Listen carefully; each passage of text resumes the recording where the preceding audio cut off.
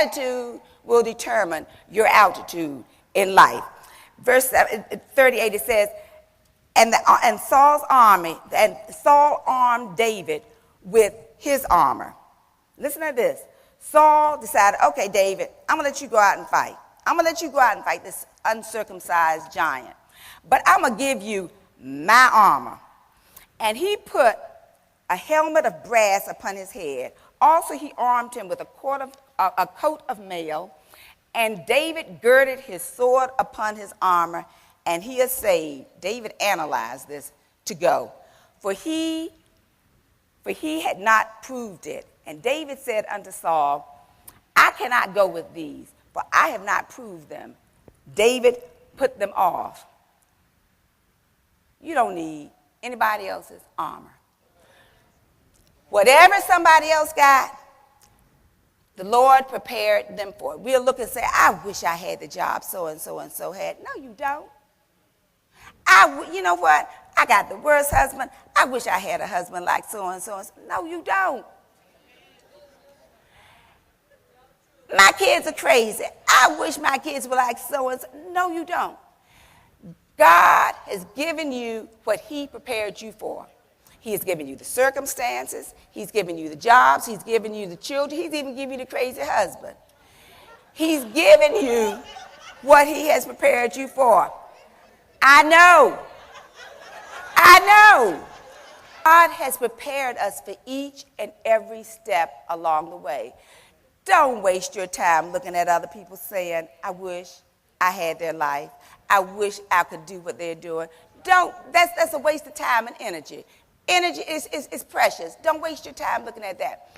I don't care if you're 50 years old and you feel like life has given you a bum rap.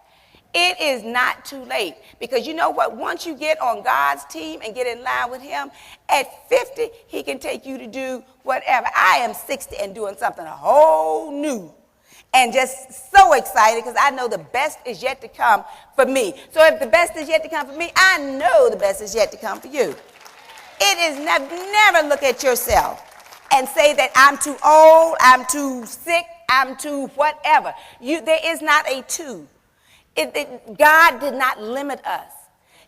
We limit ourselves. We said 55 years old, we retire. And then I'm going to go to the bulky shoes, and I'm going to go to the old clothes, and I'm going to look old. Somebody told me, if you're 40 years old, you shouldn't be wearing jeans. I told them, why you say that? I'm 62, and I wear jeans a lot tighter now than I did when I was 40. Because I think I'm cuter than I was when I was 40.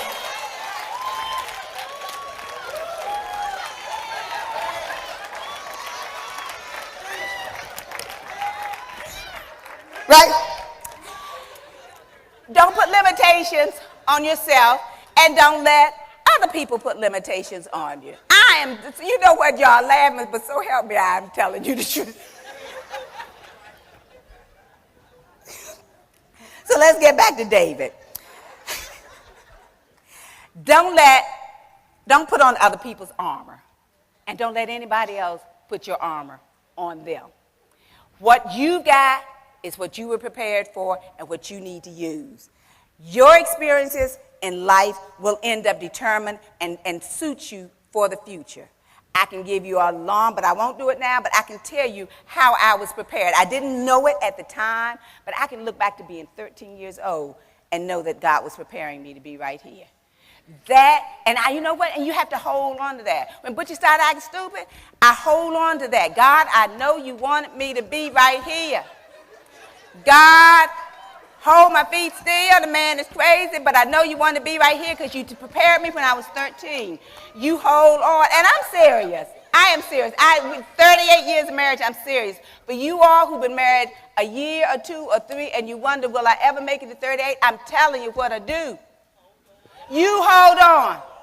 And you go back and you bring things to the remembrance. Lord, I know you were preparing me for this.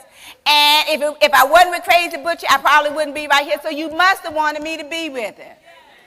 That wife who is going through the change of life, and one day she will divorce you, and the next day she loves you, say, God, I know you wanted me to be with her.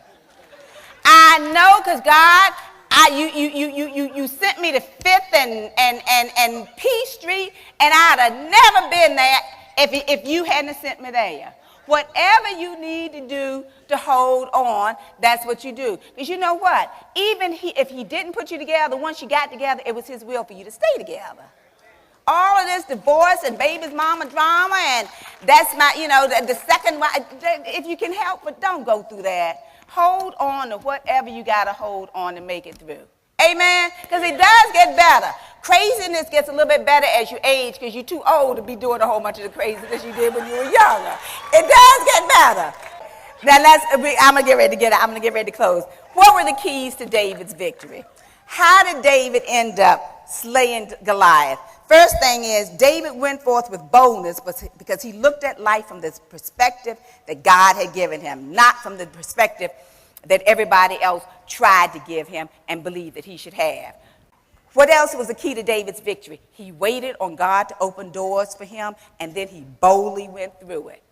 The thing that David didn't fuel his life with being the victim. Play the victim mentality, you will never be the victor. You will always be the victim. Amen? It's time to stop sputtering through life like a car that's gasoline powered, and you made a mistake and put diesel fuel in. It's going to sputter, sputter, sputter, and it's eventually going to stop, and you're not going to get any place. You could be sitting on the side of the road smelling like stinky diesel fuel. Stop. Stop it. It's time for us to go ahead and get in line with God. How do we do this?